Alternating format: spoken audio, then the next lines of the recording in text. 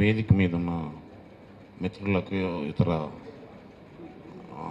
మేధావి వర్గానికి, నాగేశ్వరాచారి గారికి, మిగతా వాళ్ళు నాకు పరిచయం లేదు కాబట్టి చెప్తున్నాను.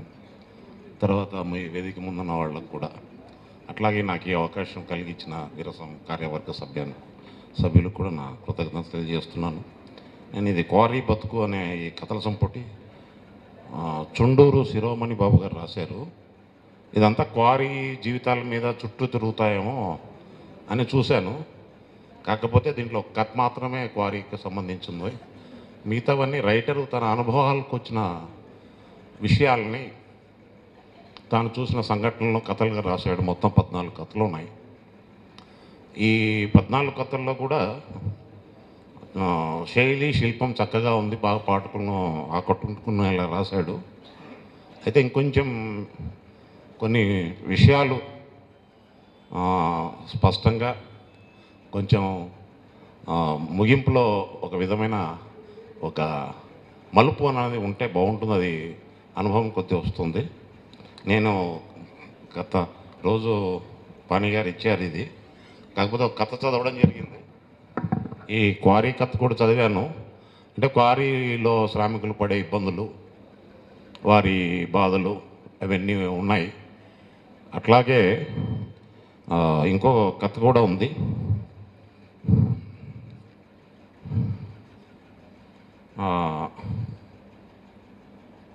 మెర్సీ పెద్దమ్మ అని, అంటే ఆ కాలం గ్రామాల్లో ఈ స్త్రీల అణిచివేత సంబంధంగా ఈ కథగా ఉన్నది.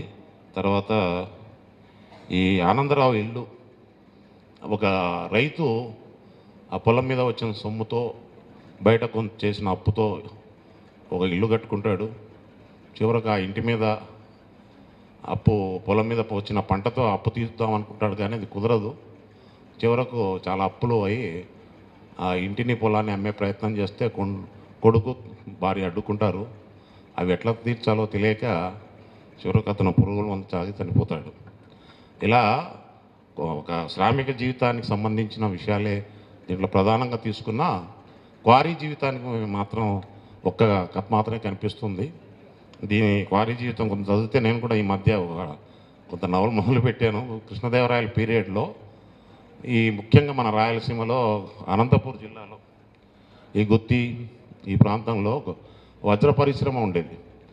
ఆ వజ్ర పరిశ్రమలు ఆ కాలంలో కూలీలను ఎలా అపాయింట్ చేసుకునేవాళ్ళు, వాళ్ళతో ఎలాంటి వజ్రాలు వెలికి తీయించేవాళ్ళు, వాళ్ళకి ఎలాంటి జీతభత్యాలు ఇచ్చేవాళ్ళు, ఆ పేదల ఆచార వ్యవహారాలు ఎలా ఉండేవి, ఆ తర్వాత వాటిని ఎట్లా పాలిష్ చేసేవాళ్ళు, ఒకవేళ వజ్రాలు దొంగతనం చేస్తే ఎలాంటి శిక్షలు విధించేవాళ్ళు, అంటే కేవలము ఆ సామాజిక నేపథ్యంతో రాస్తూ ఉన్నాను. అది తర్వాత ఈ క్వారీ బతుకు చూస్తే అది నాకు గుర్తొచ్చింది.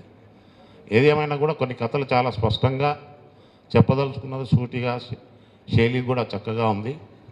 కాబట్టి ఈ 14 కథల సంపుటిని చుండూరు శిరోమణి గారు